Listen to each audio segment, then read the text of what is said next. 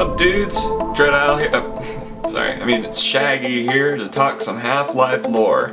Zoink Scoob! Today we're going over the original, virgin, uncut Half-Life 2 storyline. Personally, I think the beta storyline was amazing in its own way. You know, it had a completely different atmosphere that was super dark and appealed to me especially. I really like all that. In some ways I wish they had kept it, but I'm sure Valve did the right thing in scrapping it. I'm sure they had their good reasons, but part of me, you know, deep down inside is just like... Something to keep in mind is not all the plot elements and storylines, you know, align exactly perfectly. I mean, it is the beta storyline, and none of it was kept for a reason, so while we can get a little goofy and, you know, start supposing things that could be in Half-Life 3, you know, all of it is conjecture. The beginning of the game is essentially what we know today. Gordon wakens on a wasteland train inbound for City 17 after seeing a Gargantua get speared by his buddy train to the side.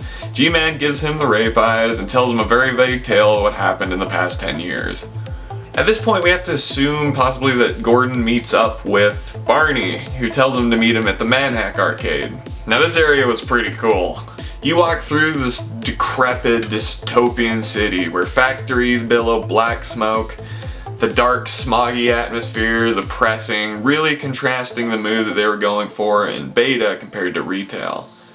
There's like child workers building cremators that burn all the bodies and Zen wildlife that managed to get into the city. It's a good tourist good tourist place, you know. And you know, eventually the kids were of course removed because Valve thought, up the suppression field, ruining any and all chances you have of finally getting Alex. For now. Eventually you reach this Manhack arcade, where citizens are playing video games, where they are on Manhack slaughtering fugitives. Sounds fun, right? Except for it's real! Yeah, so the Combine are tricking the citizens into doing their dirty work by making them think it's a game. Unfortunately, these areas really didn't have too strong of a purpose overall, so they were scrapped. But the Manhack arcade would have been pretty cool. After meeting up with Barney, either at the train station or Manhack arcade, Gordon proceeds to Kleiner's lab, which is relatively similar to the retail release. Except, Gordon is to be teleported to the Kraken base. But like in the real game, the teleporter fails and he must escape on foot. And the next part is pretty much in the game as Gordon flees through the sewers and eventually makes it to what we know as Ravenholm / Town. What's cool about this part in beta is eventually in the mines that you do go through in the actual version of the game, there was to be a big mama sack that the player would have to get into this vehicle called the Digger in order to destroy it because it's laying head crabs and infesting Trap Town essentially. I just want to see that big old nasty mama sack flopping around in HD, don't you? Yeah. Eli's lab in retail and in beta are swapped essentially. Because in beta it comes after Trap Town. And at this point it wasn't even Eli Vance, it was Captain Maxwell, like some overall badass eating nails for breakfast, and you know, he was still Alex's father. Though, which makes sense because Alex is a nail polishing badass. Gordon gets the gravity gun and leaves the lab to go through the Antlion caves, where he is to fight the Antlion King. This area is basically in episode 2, but instead of the Antlion King, it was replaced with the Antlion Guardian. Eventually, he gets out of the caves and emerges into my favorite area in the whole beta storyline. Possibly ever in any kind, like just the whole imagery of it is amazing. The Wastelands. I really like the dried out, like desolate nothingness that is basically the physical embodiment of Christian Stewart's acting. It's nothingness for miles and miles.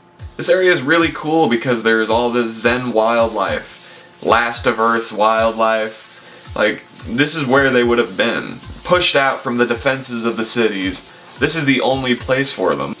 It would have featured bull squids, hound eyes, you know, you'd be driving through like all these like crazy pipes with trains going above, I'm sure helicopters and gunships.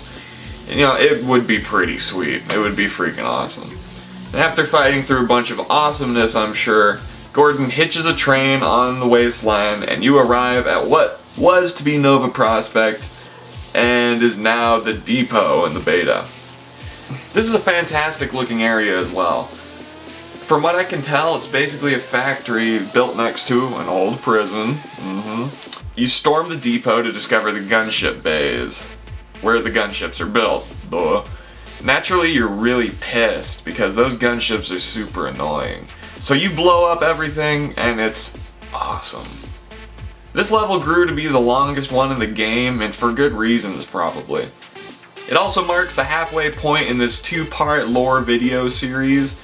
The next half we're going over things like the Hyperborealis or Hyperborea, you know, the Air Exchange, the Siege of the Citadel, Kraken Base, stuff like that. It's gonna be pretty awesome, so you should hit part 2, which is almost done. I'm about to upload that in, you know, T-minus a day or so be excited. And as always, you can like and subscribe. I stream on Twitch from time to time, but yeah, if you subscribe, that would make me mucho happy. And for every time you don't subscribe, I would, quiche! She scratched my nipple. Just subscribe so she don't scratch my nipple. Anyways, I'll see you guys. Adios.